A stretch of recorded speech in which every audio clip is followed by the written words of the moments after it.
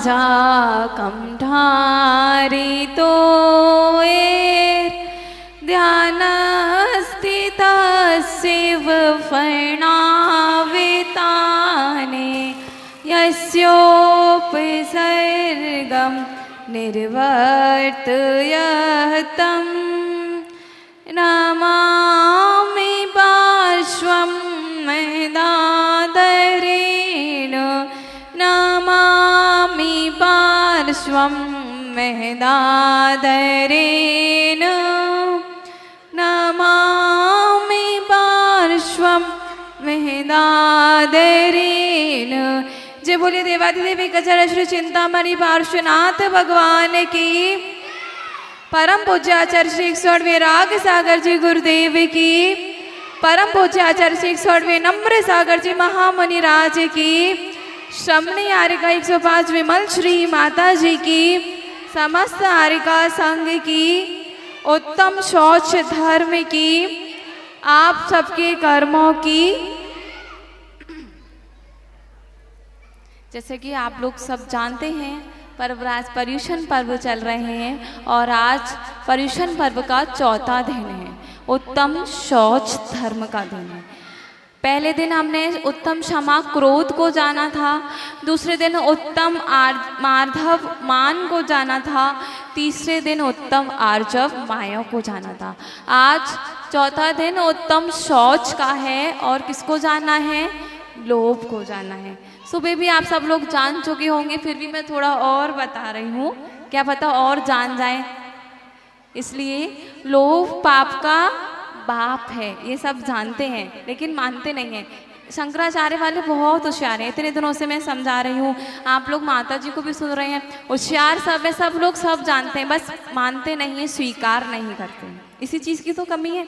सबको पता है कि हमें धर्म करना चाहिए, हमें मंदिर आना चाहिए, हमें संयम पालना चाहिए, पर क्यों नहीं कर पा रहे हैं? जानते हैं पर मान क्यों नहीं रहे हैं? अपने अंदर उस चीज़ को स्वीकार क्यों नहीं कर रहे हैं? पूज्य गुरुदेव कहते हैं, पूज्य गुरुदेव की 4 लाइनें मैं आपको सुनाती हूँ। तुम वही करते हो जो तुम चाहते हो। तुम वही करते हो जो तुम चाहते हो, पर होता वही है जो वो चाहता है। तुम वही करते हो जो तुम चाहते हो, पर होता वही है जो वो चाहता है। तुम वो करो जो वो चाहता है, फिर होगा वही जो तुम चाहते हो। तुम वो करो जो वो चाहता है, फिर होगा वही जो तुम चाहते हो। तो पूज्य गुरुदेव यही बता रहे हैं इन 4 लाइनों में। करते हम अपने मन की हैं और चाहते क्या है कि अपने मन की हो, जैसा भगवान चाह रहे हैं वैसा नहीं हो। अगर आप जैसा भगवान ने बताया है, जैसे अपने धर्म में शास्त्रों में बताया गया है वैसा करेंगे तो आप जो चाहते हैं, जैसा चाहते हैं वैसा आपको मिल जाएगा। लेकिन ऐसा सब लोग नहीं मानते हैं। आपको पता है लोभ 2 शब्द हैं, लो और भा। लो माने लोग, भा माने भटकाए। जो लोक में भटकाए वो क्या है? लोभ। लोभ कषाय की महान कषाय है। कषाय में महान लोभ है, जिसके कारण कितने लोग, सभी लोग लोभ हैं। हम लोग किस चीज़ के लोभ में है कि आगे चल के हमें दीक्षा मिले। माता जी लोग किस चीज़ के लोभ में है कि आगे चल के उनको समाधि मिले। आप लोग किस चीज़ के लोभ में हैं वो आप ही जानो। कोई किसी के लोभ में होगा, कोई किसी के लोभ में होगा, मुझे क्या पता। सब हमने अपनी बता दी, आप लोग जाने। हम अच्छी चीज़ के लोभ में हैं, हम बुरी चीज़ के लोभ में हैं। अपने आप को इस अच्छी चीज़ के लोभ में लाइए। क्या रखा है संसार में? सबको पता है एक दिन सबको जाना है। मुट्ठी बांधे आए थे, मुट्ठी बांधे ही जाएंगे, हाथ पसराए जाएंगे। लेकिन मानता कोई नहीं है। जानते हैं ना सब इस बात को, लेकिन मानते क्यों नहीं है? अगर मानते होते तो आप सब लोग यहाँ नहीं बैठे होते, यहाँ बैठे होते।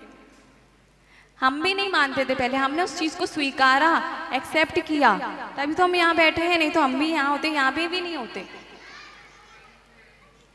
तो आप लोग अपने अंदर उन जो जिनेंद्र भगवान द्वारा बताई गई बातें हैं उनको स्वीकार कीजिए। आप लोगों को पता है डॉग की स्पेलिंग क्या होती है? DOG, dog. उसको उल्टा कर दें तो क्या होगा? गॉड। इसी प्रकार लोभ के कारण इंसान डॉग कुत्ता बनता जा रहा है, अगर वो लोभ का त्याग कर दे तो वो भी आगे चल के भगवान बन जाएगा, वो भी आगे चल के भगवान बन जाएगा। और आप लोग इस बात को मान ही नहीं रहे हैं कि हम क्या कर रहे हैं। आपको पता है मनुष्य 4 प्रकार के होते हैं। कितने प्रकार के मनुष्य होते हैं? पहला मक्खी चूस, दूसरा कंजूस, तीसरा उदार और चौथा दातार। मक्खी चूस कौन होते हैं? जो ना तो स्वयं खाते हैं और ना दूसरे को खाने देते हैं, जो कि ना स्वयं पढ़ते हैं और ना दूसरे को पढ़ने देते हैं। ऐसे बहुत से लोग होंगे। अगर जैसे मैं पूजा कर रही हूँ तो दीदी भी मेरे साथ पूजा करेंगी। अगर कोई और आ जाए और वो देख ले कि हम लोग पूजा करें तो कुछ ना कुछ उसमें विवाद डालेगा, क्योंकि मैं पूजा नहीं कर रहा हूँ तो उसको इनसे पूजा नहीं करवानी है। तो ये कौन है? मक्खी चूस। अच्छा, हम जैसे हमारे पास टिफिन है, अब हम इतने लोभी हैं कि हम किसी के साथ शेयर नहीं करना चाहते, और हमें भी भूख लगी है, सामने वाले को भी भूख लगी है, उसने आपसे कहा कि भूख लगी है कुछ खाने के लिए है, तो आपने मना कर दिया, बल्कि आपके पास है, और फिर जब आपको भूख लगी है तो फिर भी आप क्यों नहीं खा रहे हैं? क्योंकि आपके अंदर वो लोभ है, ना खुद खाने दे रहे हैं, ना खुद खा रहे हैं, ना खाने दे रहे हैं, ना सामने वाले को पढ़ने दे रहे हैं, ना कुछ पढ़ रहे हैं। बच्चों शांति से बैठिए। दूसरा कंजूस, जो खुद तो खाए पर दूसरे को ना खाने दे, मतलब हम खुद तो खा लेंगे पर दूसरे को नहीं देंगे। ये कौन है? कंजूस। आप लोग को मैं बता क्यों रही हूँ कि आप लोग समझ लीजिए कि आप लोग कौन सी कैटेगरी के मनुष्य हैं, फिर बाद में बताइएगा, ठीक है? कंजूस कौन होते हैं? जैसे मैं आपको एक उदाहरण बताती हूँ। एक दामाद था, वो अपने ससुराल में गया। आप लोगों ने शायद सुना भी होगा। दामाद था, वो अपने ससुराल में गया और उसकी वहाँ पर जाके तबीयत खराब हो गई, तो उसकी सासू माँ ने उसके लिए खिचड़ी बनाई, उसको खिचड़ी परोस दी। अब वो सूखी सी खिचड़ी थी, उसमें घी वगैरह कुछ नहीं था, तो उस पर वो खाई नहीं जा रही थी। तो उसकी सासू माँ से उसने कहा इसमें थोड़ा सा घी डाल दो। तो वो घी की कटोरी, सर्दियों का टाइम था तो वो जमी हुई रखी थी, तो उसकी सासू माँ थी लोभी, तो उसने घी की कटोरी ली और ऐसे ऐसे डाल दी। अब उसमें घी तो जमा हुआ था, तो एक बूंद भी उसमें नहीं गिरा, उसने कह दिया डाल दी। तो उसके दामाद ने भी चतुराई करी। क्या चतुराई की? उसने क्या करा, वो सास कहीं गई तो उसने वो घी की कटोरी गैस के पास रख दी, तो वो थोड़ा पिघल गया घी। फिर वो दोबारा उसकी सास आई, फिर दोबारा वो उससे बोलता है कि इसमें थोड़ा सा घी और डाल दो। तो उसकी सास को पता नहीं था कि वो घी पिघल गया है, और उसने कटोरी ली और ऐसे डाल दी, तो वो पूरा घी उस खिचड़ी में हो गया। अब उसकी सास घबराए कि पूरा घी चला गया, तो फिर उसने क्या तरकीब निकाली उसकी सास ने क्या करा कि हमारे यहाँ रिवाज है कि दामाद के साथ बैठ के ही सास खाना खाती है, तो उसने खिचड़ी के आधे हिस्सा कर दिया। तो जो आधा हिस्सा करा तो उसमें से जो घी था वो उसके हिस्से में, सास के हिस्से में चला गया। तो फिर वो दामाद कहने लगा कि पूरा घी तो उसके हिस्से में चला गया। दामाद सोचने लगा, तो दामाद ने कहा कि ना मेरे पे इतनी नहीं खाई जा रही है, इतनी आप ले लो, इतनी मैं ले लेता हूँ, मतलब उसके हिस्से से तो एक और लाइन निकली तो घी उसकी तरफ आ गया। तो फिर अब सासू माँ क्या करें? तो सासू माँ ने कहा अगर तुमने मेरी बेटी को परेशान करा तो मैं तुम्हारा कचूमर बना दूंगी, और उसने पूरी खिचड़ी को मिला दिया। ना तो उसको खाने दिया ना खुद खाए। क्या है इसमें? नहीं, खुद कंजूस में क्या है कि जो खुद खाए दूसरे को ना खाने दे। तो वो ये तो चाहती थी कि मैं खा लूं, पर वो नहीं खाए, तो उसने पूरी को मिला दिया। तब उसको भी खानी पड़ी, उसको भी खानी पड़ी। इसमें इसकी क्या हो गई? कंजूसी हो गई। आप लोग तो नहीं करते ऐसा? क्या पता करते हो कोई। तीसरा कौन है? उदार, जो स्वयं भी खाए और दूसरे को भी खिलाए। उदार कौन है? जो स्वयं भी खाए और दूसरे को भी खिलाए। जैसे एक व्यक्ति था, वो अपने साथ बहुत सारे पैसे लेके जा रहा था और अपने साथ बहुत सारे लोगों को भी लेके जा रहा था, जिससे उनको पता था कि उसके पास इतने सारे पैसे हैं। मतलब उसने ये छुपाया नहीं कि मेरे पास इतने सारे पैसे हैं, वो उसकी उदारता थी। अब जैसे आप लोग कहीं गए हैं, साथ में ट्रेन में गए हैं, अब आपके सामने कोई सीट पर बैठा है, आपके पास कुछ खाने के लिए, तो आप उससे भी पूछेंगे, तो ये आपकी उदारता है। चौथा कौन होता है? दातार, जो स्वयं ना खाए और दूसरे को खिलाए। दातार कौन है? जो स्वयं ना खाए और दूसरे को खिलाए। जैसे हम लोग आहार देते हैं, पहले माता जी को आहार देते हैं, बाद में खाते हैं। तो ये हम दातार हैं। इसके ऊपर में भी एक स्टोरी बताती हूँ आपको। एक बेटा था और उसकी माँ रहती थी साथ में गांव में। वो बहुत गरीब थी, उनके पास शायद खाने के लिए भी ज़्यादा कुछ नहीं था। तो उस बेटे का बहुत मन हुआ कि माँ मुझे खीर खानी है। उसके यहाँ थोड़े से ही चावल थे और थोड़ा सा ही दूध होगा, तो उसने अपने बेटे के लायक मतलब थोड़ी सी खीर बना दी और फिर वो कुएं से पानी लेने चली गई। कुएं से पानी लेने गई, उसके बेटे को बोल के गई कि खीर तैयार है, मैं बस पानी लेके आ रही हूँ, फिर अपन खीर खाएंगे। और वो कुएं से पानी लेकर आ रही थी तो सिर पे मटके थे, थोड़ी सी गीली भी हो गई थी। और उधर से एक मुनिराज आ रहे थे विधि लेकर, और उनकी विधि यही थी कि एक बेटा खीर पकड़े उन्हें पड़गाएगा और उसकी माँ ऐसे मटकी लेकर पड़गान करेगी। और देखिए क्या उन्होंने सोचा था कि वो महाराज जी का पड़गान करेंगे, उसके महाराज जी के निमित्त से नहीं बनाया था, उन्होंने अपने निमित्त से बनाया था। हम लोग चौके में जो आहार भी बनाते हैं वो अपने निमित्त से बनाते हैं, माता जी के निमित्त से नहीं बनाना चाहिए, उनको दोष लगता है। अपने निमित्त से ही बनाना चाहिए कि हम अपने लिए बना रहे हैं। पहले के समय में यही तो होता था, सब लोग अपने अपने घरों में शुद्ध भोजन बनाते थे, क्योंकि कहीं नल का पानी आता ही नहीं था, कुएं का ही पानी आता था, किसी के यहाँ बाजार के मसाले नहीं आते थे, सब घरों के ही मसाले आते थे, तो सबके यहाँ शुद्ध ही बनता था और सभी लोग पड़गान करते थे। तो वो भी ऐसे उसका बालक खड़ा हुआ पहले पड़गान में और उधर से उसकी माँ आ रही थी, तो उन्होंने भी पड़गान कर लिया और पड़गान करके मुनिराज के आहार कराए उतनी सी खीर से। एक कटोरी मुनिराज को खीर चल गई, उसने खीर के 3 हिस्से करे। चौके में जाके उसने खीर के 3 हिस्से करे, एक हिस्सा मुनिराज का, एक हिस्सा खुद का और एक हिस्सा उसके बेटे का। तो पहले मुनिराज के हिस्से की खीर के मुनिराज ने आहार कर लिए और फिर दोबारा उसके बेटे ने कहा कि माँ खीर लाओ। अब उसके बेटे को तो पता नहीं था कि इतनी ही खीर है, तो उसकी माँ ने अपने हिस्से की खीर भी दे दी। फिर से वो महाराज जी ने पूरी खीर ले ली। अब फिर से उसके बेटे ने कहा माँ खीर लाओ। तो अब वो सोचने लगी अब बस इतने से बेटे के हिस्से की खीर है, मैं महाराज जी को दे दूंगी तो बेटे का कल से मन हो रहा है, मैं उसको क्या दूंगी। सोचिए अगर आप लोगों के साथ ऐसी स्थिति आए तो आप लोग क्या करेंगे। अगर सामने कोई मेहमान आया है और उसको वही चीज़ चाहिए खाने के लिए और आपके बेटे को भी वही चीज़ चाहिए, तो आप मेहमान को देंगे कि अपने बेटे को देंगे? अपने बेटे को देंगे, नहीं अपने बेटे को देंगे। और उस माँ का दिल देखिए, उसने वो बेटे वाली खीर भी मुनिराज को दे दी और मुनिराज के निर्विघ्न निरंतराय आहार हो गए। और फिर वो उनका बालक जब वापस मुनिराज को छोड़ के आया तो वो कहता है माँ मेरी खीर कहाँ है। तो माँ किचन में जाके देखती है तो वो जिसमें उसने खीर बनाई थी वो पूरा लबालब भरा हुआ था। ये क्या था? जो स्वयं ना खाए दूसरे को खिलाए। ये कौन था? दातार था। ये 4 प्रकार के मनुष्य होते हैं। अब आप लोग समझ जाइए आप कौन से प्रकार के मनुष्य हैं और अपने जीवन में इन बातों को उतारिए कि आगे चल के हम भी दातार उदार ही बने, कंजूस और मक्खी चूस ना बने। अपने जीवन में इन बातों को उतारिए जिससे आपका जीवन भी आगे चल के संयमी बने और आप भी इस पथ पर आगे बढ़े। ये लोभ बहुत बुरी चीज है। ये जो आज के 4 कषाय चल रही हैं उसमें से ये लोभ पाप का बाप है।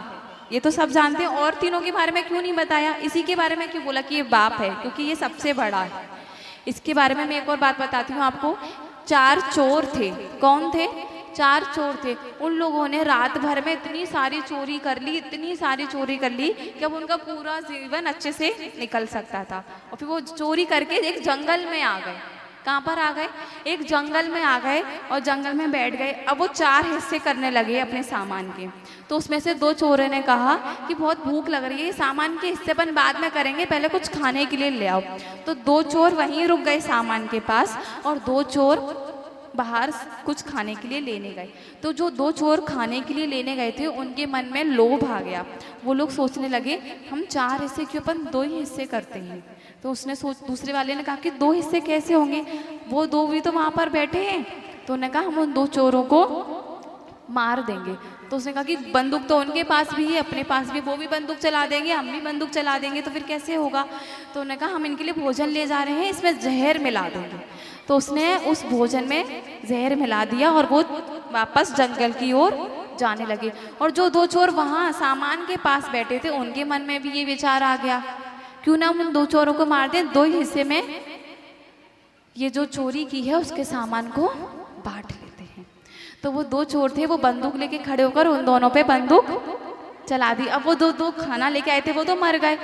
अब उन्हें ये तो पता नहीं था कि उस खाने में जहर मिलाए, और उन्हें भूख लग रही थी तो उन्होंने वो खाना खा लिया और वो दोनों भी मर गए। अब चारों चोर किसके कारण मर गए? उस थोड़े से लोभ के कारण मर गए, और वो सामान ऐसा का ऐसा ही रखा रह गया। ये लोभ है जो हम लोगों को नीच गति में ले जाएगा, एक ना एक दिन नीचे ही गिराएगा। हम लोग कहते हैं ना, जिसके पास धन है वो धन्य है। ऐसा नहीं है, जिसके पास धर्म है वो धन्य है। धन है वो धन्य नहीं है, जिसके पास धर्म है वो धन्य है।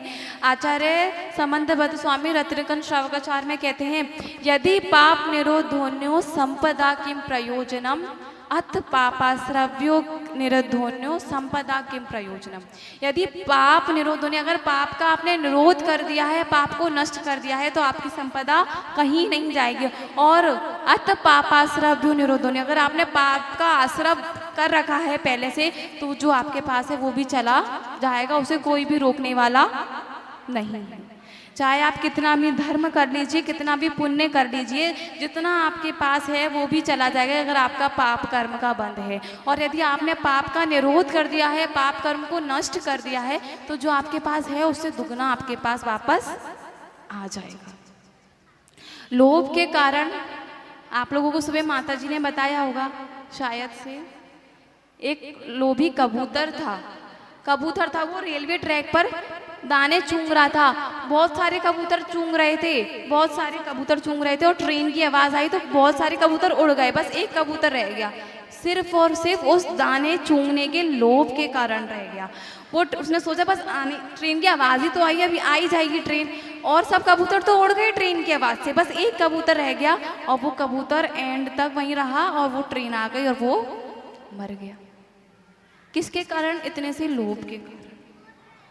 हम मंदिर क्यों आते हैं? क्योंकि हमारे अंदर कुछ ना कुछ लोभ है। क्या भगवान के पास आएंगे, भगवान की भक्ति करेंगे तो हमें ये मिलेगा वो मिलेगा, लेकिन ऐसा नहीं है।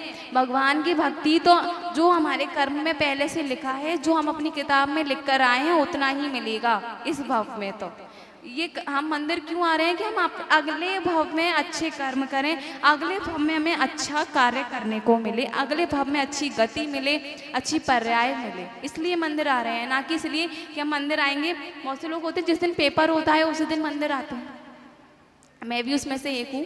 बहुत से लोग होते हैं जिस दिन पेपर होता है उस दिन मंदिर आते हैं। क्यों? कि पेपर अच्छा जाए। क्यों? और बाकी सब साल पेपर नहीं है, बाकी सब साल आप पढ़ाई नहीं कर रहे हैं, ऐसा नहीं है। जैसा आप लिख कर आए हैं पेपर भी वैसा ही जाएगा। अगर खराब जाना होगा तो खराब जाएगा, अच्छा जाना होगा तो अच्छा जाएगा। आचश की 4 लाइनें सुनाती हूँ। जरा पाने की चाहत में बहुत कुछ छूट जाता है। बस थोड़ी सी हम चाह ही तो रहे हैं कि हमें ये चीज़ मिल जाए। जरा पाने की चाहत में बहुत कुछ छूट जाता है। भूल गई। जरा पाने की चाहत में बहुत कुछ छूट जाता है, न जाने सब्र का धागा कहाँ पर टूट जाता है। नहीं पता कि हमारी उम्र कितनी है, नहीं पता कि हम कब तक जीवित रहेंगे। ये सब्र का धागा जो चल रहा है ना जाने कब निकल जाएगा। बस हम इतनी सी चाहतों में ही चले जाएंगे, इतनी इच्छाओं में ही चले जाएंगे, वो इच्छाएं धरी की धरी रह जाएंगी। एक उदाहरण और बताती हूँ जिससे आपको और अच्छे से समझ में आएगा, फिर उसके बाद मैं अपनी बात को यहीं समाप्त करूँगी। एक पिताजी थे, उनकी बहुत तबीयत खराब थी, उनके 4 बेटे थे। तो उनको थोड़ा होश आया तो उन्होंने पूछा बड़ा बेटा कहाँ है? तो बोलता है पिताजी मैं पैर दबा रहा हूँ। उन्होंने बोला दूसरा बेटा कहाँ है? पिताजी मैं सिर दबा रहा हूँ। उन्होंने कहा तीसरा बेटा कहाँ है? पिताजी मैं दवाई बना रहा हूँ। उन्होंने कहा चौथा बेटा कहाँ है? पिताजी मैं आपकी हवा कर रहा हूँ। तो वो बोलते हैं वो इतने बीमार थे कि उनकी अंतिम स्थिति चल रही होगी, इतने में बोलते हैं तो दुकान पर कौन है? बस आप सोचिए वो मरने की स्थिति में थे, उसमें भी उनको दुकान की चिंता थी कि चारों बेटे उनकी सेवा कर रहे हैं, उन्हें ये नहीं चाहिए, उन्हें दुकान चाहिए। फिर दुकान पर कौन है? तब वो चारों बेटे कहते हैं हम तो आपकी सेवा कर रहे हैं, आपको तो अच्छा समझना चाहिए, और आप कह रहे हैं दुकान पर कौन है? मरते समय में व्यक्ति अपनी उन इच्छाओं को समाप्त नहीं कर पाता, उसके अंदर कुछ ना कुछ इच्छाएं रह ही जाती हैं। इसलिए आपको इतना बड़ा जीवन मिला है, उसे सुधारने के लिए पहले बचपन, फिर युवापन, फिर वृद्धापन, 3 अवस्थाएं मिली हैं, उनको अच्छे से निभाइए और अंत समय में समाधि पूर्वक मरण ही कीजिए। इतना बड़ा जीवन निकल गया आप सबकी इच्छाएं पूरी नहीं हुई, हो गई, फिर भी इच्छाएं और बढ़ती क्यों जा रही हैं? क्योंकि आप उस चीज़ में फंसे हुए हैं। अगर आप उस चीज़ से निकल जाएंगे तो आपकी इच्छाएं भी समाप्त हो जाएंगी और आप भी एक दिन यहाँ पर बैठेंगे। इसे लोभ के कारण ही कौरवों और पांडवों का युद्ध हुआ, क्योंकि कौरवों को ये चाहिए था कि वो पांडवों को अपना राज्य नहीं देना चाहते थे, नहीं बांटना चाहते थे। इसी लोभ के कारण ही कंस और कृष्णा की युद्ध हुआ, क्योंकि कंस क्या चाहता था कि पूरा राज्य उसी के पास रहे और वो भी ये नहीं चाहता था कि कृष्ण को मिले। ये सब किसके कारण मरे? लोभ के कारण मरे। तो आप लोग उस लोभ धर्म को हटाइए और अपने अंदर उत्तम शौच धर्म को लाइए, अपने अंदर इच्छाओं को समाप्त कीजिए और अपने अंदर शुद्ध भावनाएं लाइए। इन्हीं पुनित भावनाओं के साथ जय बोलिए परम पूज्य आचार्य 61 विनम्र सागर जी महामुनि राज की, आरिका 105 विमल श्री माता जी की।